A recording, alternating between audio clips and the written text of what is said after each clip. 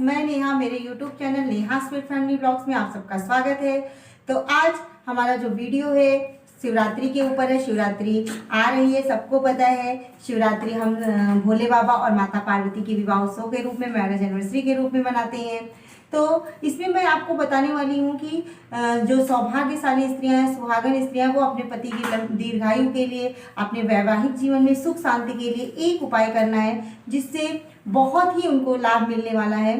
और जिन कन्याओं का विवाह नहीं हो रहा है, जो सरकारी नौकरी के लिए परेशान है, बहुत सारी आर्थिक समस्याओं से परेशान है संतान के लिए, उनके लिए भी एक उपाय है। बहुत छोटे से बहुत ही इजी है और जिससे आपको 99% है कि आपको लाभ मिलने वाला है फ्रेंड्स।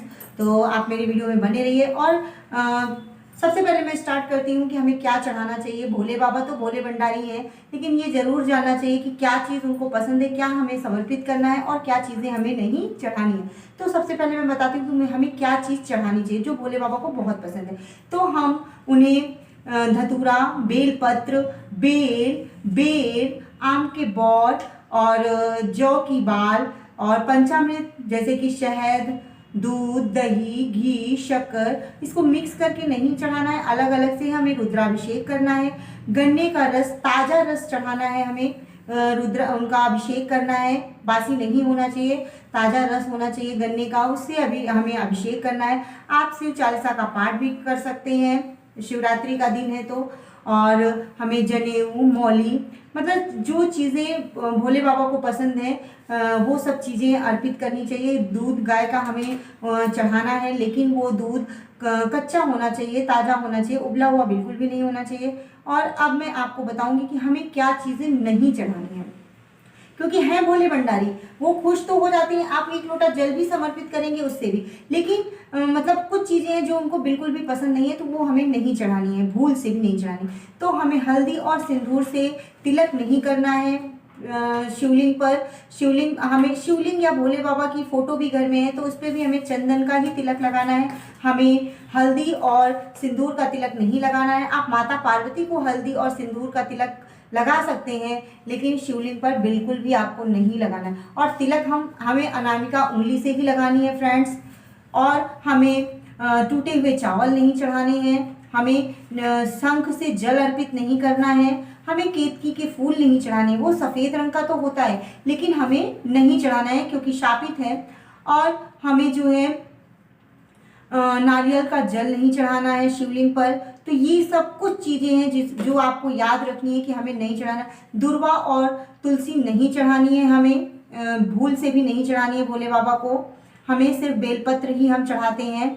आप शमी के पत्र, भांग, ये सब चढ़ा सकते हैं, लेकिन आप दुर्वा और तुलसी के पत्ते बिल्कुल भी मत चढ़ाइएगा।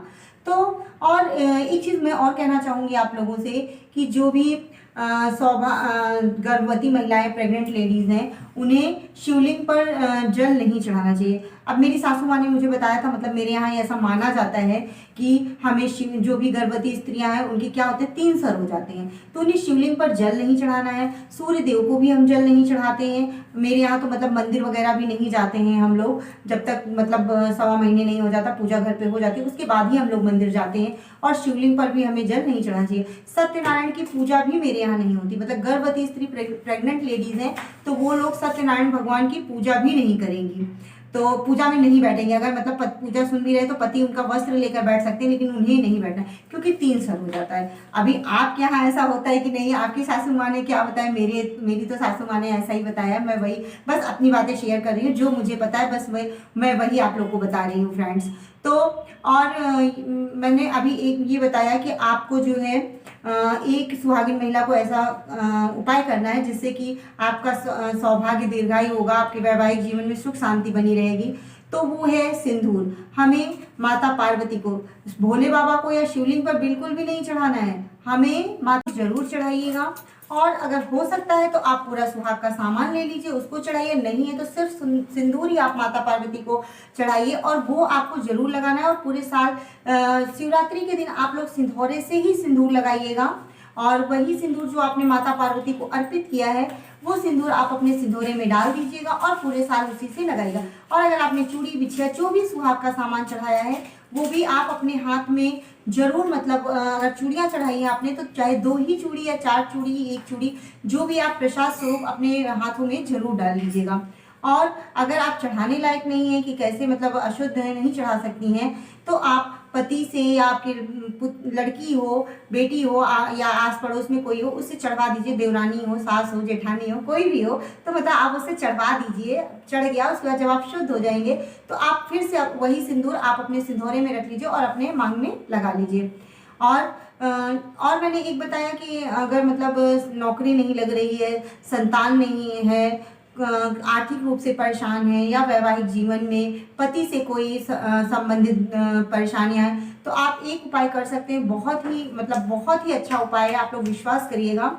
तो आपको एक जो भी आपकी फेवरेट चीज़ है, बहुत मतलब आपको पसंद है, वो चीज़ आप छोड़िए। और शिवरात्रि पर घर में या शिवलिंग पर जब आप जल अर्पित करते हैं, क्योंकि हमें शिवरात्रि के दिन शिवलिंग पर जल, अगर आपके घर में है तो आप उस पर जल चढ़ाइए, नहीं है तो आपको मंदिर जाकर जरूर शिवलिंग पर जल अर्पित करना है। सिर्फ 1 लोटा जल ही, आप कुछ मत चढ़ाइए आप, लेकिन 1 लोटा जल जरूर अर्पित करिए आप लोग। तो हम शिवलिंग पर हम जब जल चढ़ाएंगे तो उस समय हम मंदिर जाते हैं या घर में कहीं पे भी हम हैं, तो हमें ये जरूर मतलब भगवान से बोलना है कि मैं जो भी है मेरी फेवरेट चीज़ जो आपको बहुत पसंद हो, वो चीज़ का मैं त्याग कर रहा हूँ। पूरे 1 साल तक मैं वो चीज़ नहीं खाऊंगा, और अगले साल से मतलब आप मेरी ये मनोकामना, जो भी आपकी मनोकामना है वो आप पूरी करिए प्रभु। मैं अपनी मतलब अपनी इच्छा से ये त्याग कर रहा हूँ। तो भगवान भी देखते हैं कि आपने अपने, और आपको ये याद रखना, आपको ऐसी चीज़ का त्याग नहीं करना जो आपको पसंद ही नहीं है। आपने सोचा चलो ये चीज़ नहीं पसंद है, मैं पूरे साल के लिए छोड़ देता हूँ, क्या करना है, लेकिन ऐसा नहीं है। जो आपको बहुत पसंद है, जो आपकी फेवरेट है, उसी का आपको त्याग करना है। और आप भगवान से प्रॉमिस कर रहे हैं तो आपको अपना प्रॉमिस तोड़ना भी नहीं है। आपको वो चीज़ें दिमाग में रखनी है कि ये चीज़ मुझे नहीं खाना है। और जब आपकी वो मनोकामना पूर्ण हो जाएगी, फिर अगले शिवरात्रि में आप भगवान के सामने कहिए कि आपका धन्यवाद अदा करिए और बोलिए कि मेरी ये मनोकामना पूर्ण हो गई है, तो मैं अगले साल अपना मतलब ये जो मेरा प्रॉमिस था वो पूरा हो गया है, और मैं अब वो चीज़ें आपकी जो भी फेवरेट थी वो आप फिर से खाना स्टार्ट कर दीजिए।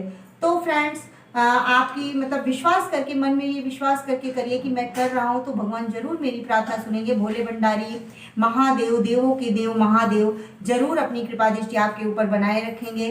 तो आप सब लोगों को हैप्पी शिवरात्रि मेरी तरफ से। तो आप लोग मतलब अगर आपको मेरा वीडियो अच्छा लगा है तो मेरे वीडियो को लाइक करिए, शेयर करिए और मेरे चैनल को सब्सक्राइब करना मत भूलिएगा। Thank you friends.